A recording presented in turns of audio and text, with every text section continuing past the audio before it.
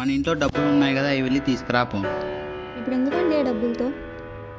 మా ఫ్రెండ్కు డబ్బులతో అవసరం ఉందంట. ఊరికే మన ఇంట్లో ఉండడం కంటే వాడికి ఇస్తే వడ్డైనా వస్తుంది కదా అని. ఇప్పుడు ఎందుకులేండి ఆ డబ్బులు?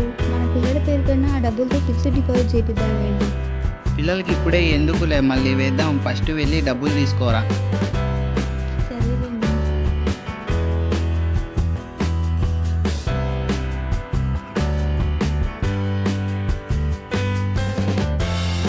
ఒకసారి ఆలోచించండి. ఆలోచించేది ఏం లేదులే.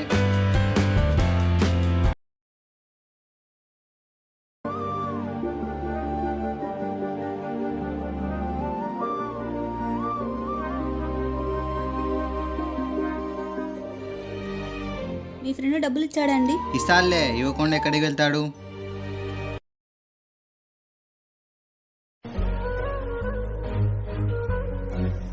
ఈరోజు ఫస్ట్ కదా, మీ ఫ్రెండ్ వడ్డీ ఇచ్చాడండి?